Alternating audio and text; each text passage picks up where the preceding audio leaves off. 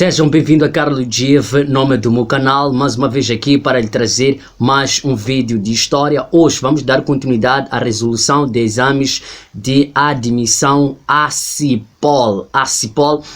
Hoje eu recebi alguns exames da SAU-GINETA, portanto vamos resolver esses exames da SAU-GINETA, que são exames, me parece, um é de 2019, o outro não tem aqui uma data, mas me parece que seja de 2018. Vamos resolver esses dois exames em simultâneo, de questão 1 até a questão 50. Vamos resolver os dois exames em simultâneo. Vou pedir um pouco de desculpa aqui pela questão até dos próprios exames. Foram enviados, recebi em fotografia, não em PDF, tanto é que a imagem não é lá muito boa, mas vamos resolver juntos esse exame. Tenho aqui, vamos começar com este de 2017, vou em parte abrir também o 2019. Desde já eu quero pedir, deixa aí seu like, deixa a sua subscrição e comente acima de tudo. Vou deixar o número para enviar-me os vossos exames para que eu possa também vos ajudar a resolver estes exames. Sem blá blá blá, bora à primeira questão. Temos aqui a primeira questão. Os egípcios e sumérios apresentavam na antiguidade os traços civilizacionais bastante avançados para o seu tempo. Os sumérios são conhecidos por... Bem, a questão aqui quer saber sobre os sumérios. Qual é a alcunha? O que é que os sumérios fizeram que são assim identificados? Aqui estamos a falar de duas civilizações. A civilização egípcia e a civilização suméria. O que é que a gente deve saber dessas civilizações? A primeira coisa que devemos saber sobre essas civilizações é que elas são civilizações do Médio Oriente. Primeiro, ou do Crescente Fértil. Estamos a falar de crescente fértil, mas quando falamos do crescente fértil já excluímos um pouco o Egito, não é? Porque o Egito está mais na África e a Suméria está mais na Ásia, e para a questão da Suméria está no crescente fértil, que é um tipo como uma região como uma meia-lua. Onde temos ali uma região que é conhecida como Mesopotâmia. Mesopotâmia, que significa terra entre rios. Estamos a falar de rios, estamos a falar do rio Tigre, estamos a falar do rio Eufrates. E quando falamos do Egito, estamos a falar de um estado, de um território que será banhado ou atravessado por um rio também, que é o rio Rio Nilo. Quais são as coisas que vão identificar essas civilizações, principalmente a Suméria, nessa questão? Temos aqui a primeira questão. Vou começar da questão D. Construíram casas de blocos, domesticavam animais de grande porte. Peço para ajudar a abrir aqui. Praticavam a agricultura de sequeiro. Não é verdade. A questão correta, na verdade, é a linha C. Serem os primeiros a usarem a escrita. Se fôssemos a ser questionados que tipo de escrita que usaram esses indivíduos, iríamos dizer que inventaram a escrita cuneiforme. Agora imagine se aqui onde vem Sumério fossem egípcios. Se fossem egípcios, então esses indivíduos seriam destacados por terem criado a escrita hieroglífica. Os egípcios criaram a escrita hieroglífica, os sumérios criaram a escrita cuneiforme. Vamos para a questão 2. Na questão 2 temos o quê? Temos Heródoto de Ilha Março, é considerado o pai da história. Por quê? Evidentemente que esse indivíduo é considerado pai da história, primeiro pelo fato de ter sido o primeiro a ter usado esse termo história. As inscrições, os registros que Heródoto fazia, ele chamava essas inscrições de história. Portanto, foi o primeiro a usar esse termo. Heródoto era tido como Store que significa aquele que faz história, não é? E, portanto, é interessante falarmos do Heródoto, porque é em parte ele que vai escrever muito sobre o Egito. Não só escrevia sobre a Grécia, como escreve sobre o Egito, escreve sobre outras civilizações. Quando ele escrevia sobre o Egito, ele que terá dito que o Egito é dádiva de quê? De Nilo. Que Egito é dádiva do Nilo, que significa, sem o Nilo o Egito não existiria. Por que isso? Porque o Egito era uma terra desértica e que só conseguia, através do Nilo, praticar a sua agricultura. Vamos à questão 3, vamos lá só correr um bocado, né? 3. Ao longo do tempo surgiram na historiografia africana várias correntes. Identifica o posicionamento da corrente progressista. É interessante essa corrente progressista. Existem três correntes sobre a historiografia africana. Temos a historiografia, a corrente eurocêntrica, que é aquela corrente que dizia que a África não tinha história, não é? Depois vamos ter a corrente afrocêntrica, que há de ser aquela que vai dizer que a África tem história, mas que ela há de ser muito radical. Radical porque ela vai dizer que nós temos história sem depender de outros povos, sem depender da Europa, sem depender dos europeus, dos asiáticos. Mas depois aparece a terceira corrente, que é a corrente progressista, que diz que não, gente, não precisa haver aqui nenhuma briga, não é? Porque a história não simplesmente é feita com fontes escritas, mas ela pode ser feita através de fontes materiais, fontes orais, e a África é um território abundantemente de fontes orais. Então tem história a África. Das opções corretas aqui, vamos lá. Não existe história antes da escrita. Isso é uma visão eurocêntrica. Somente as fontes escritas são fidedignas. Ainda é uma visão eurocêntrica. A história não é feita somente na base de fontes escritas. Esta sim é a resposta correta. É a visão dos progressistas, ou da corrente progressista. Vamos, gente, número 4. Os métodos da história referem-se à maneira como o historiador trabalha as fontes. A heurística é a operação que, gente, relativamente aos métodos de história, existem dois métodos, não é?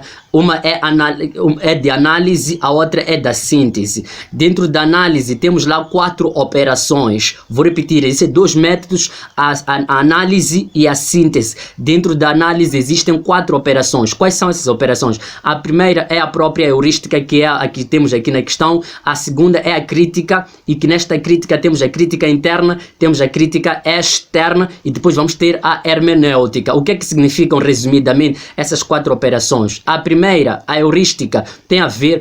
Gente, é assim, quando o historiador quer fazer um trabalho histórico, precisa passar por essas 3 operações. Primeiro, o que é que ele faz? Ele vai à busca, à recolha das fontes, que tenham informações, livros, pessoas. Ele recolhe tudo isso sem em algum momento distinguir o que é que tem lá dentro dessas informações. Ele recolhe tudo aquilo que ele acha que há de ser importante. Depois de fazer isso, ele já vai fazer as críticas. Peço para fazer. Depois disso vai fazer as críticas. Desculpa, gente, é que estou com uma criança aqui ao lado, não é?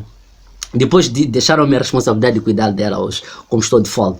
Depois faz essas críticas. Nas críticas tem a crítica externa. O que é a crítica externa? Na crítica externa, vou levar um livro aqui. Vou levar um livro. Desculpa. Tenho esse livro aqui.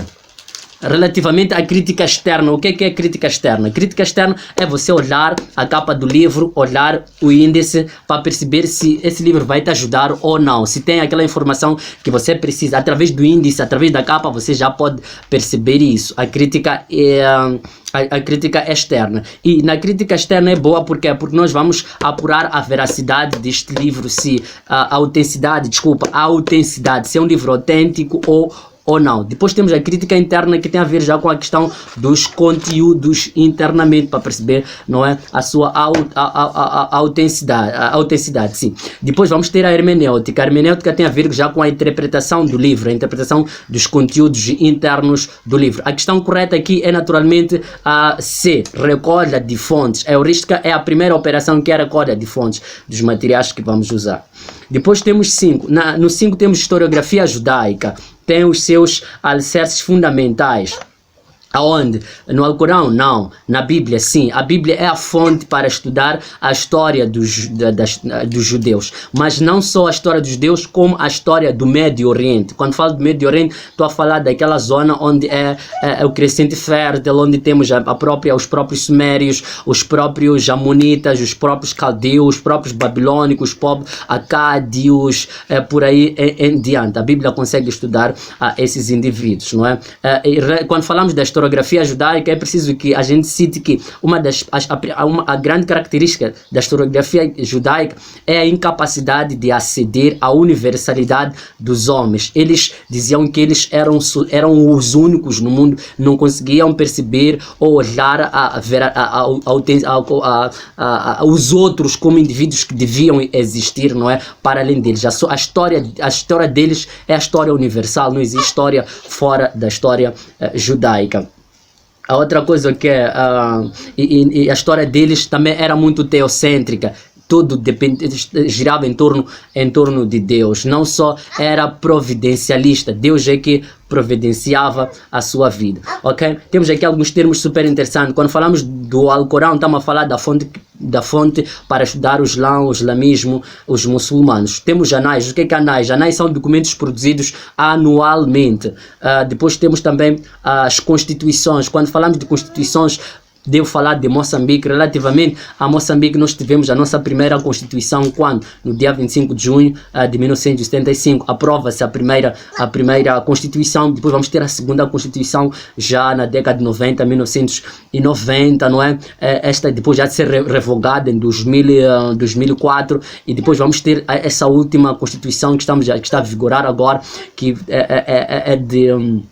é de 2018, me parece, setembro aquilo, não é? Então vamos à questão que segue. A opção que se segue é relativamente ao Egito. Ok, sim. Na percepção segundo a qual o Egito é o Nilo, resulta do fato de que essa opção, a questão até já havia respondido lá em cima. A opção segundo a qual o Egito é Nilo resulta do fato de que o rio Nilo percorre na totalidade a extensão do Egito. As principais atividades da sobrevivência se realizaram nas suas margens, permite a navegação, é marco fronteiriço. Gente, a opção correta aqui é naturalmente a opção A, não é? O rio Nilo transpassa o Egito todo ele. O rio Nilo nasce no interior de África, vai desaguar no mar Mediterrâneo, ali naquela parte de delta, lá no Egito, no Baixo Egito, antes, não é? Antes da unificação do Egito, era Baixo Egito. Onde nasce o rio Nilo chama-se Alto Egito. E portanto Narmer é que vai unificar o Egito, passar a ser o único Egito. Narmer ou Menes é o primeiro faraó. Faraó são os reis, são os monarcas no Egito. O que é monarca? Monarca é o rei. Monarquia é um governo onde o líder máximo é um rei. Portanto, Nilo passava o Egito. Entende-se que o rio Nilo nasce no Lago Vitória, o maior lago de África, e portanto atravessa o rio Nilo, o Egito neste caso, até o mar Mediterrâneo. Quando falamos do Egito, gente, só para concluir aqui, para entrarmos uma outra parte do exame de 2019, ainda nos exames da CIPOL, é preciso que você perceba que o Egito era o quê? Era politeísta. Politeísta significa adorava vários deuses. Os deuses egípcios eram antroposomórficos. Antropo significa homem, zo significa animal, mórfico significa forma. Antroposomórfico significa que os deuses egípcios tinham cara de homem, tinham cara de animal, corpo de animais. O Estado egípcio era teocrático, significa o rei acumulava todos os poderes em suas mãos. O Egito tinha uma economia asiática, significa isso. Economia asiática é aquela que é conhecida como aquela que é dirigida pelo Estado. O Estado é que vai dirigir a economia. Como é que dirige? É o Estado que vai definir a construção de diques para irrigação, as valetas no período de cheia. Gente, vamos terminar aqui. Deixa aí seu like, deixa sua subscrição, deixa aí o seu comentário e vamos gravar um outro exame de ACIPOL. Vamos tentar trazer o máximo possível disso. Qualquer dúvida, deixa aí no comentário que eu vou te ajudar a responder. Valeu!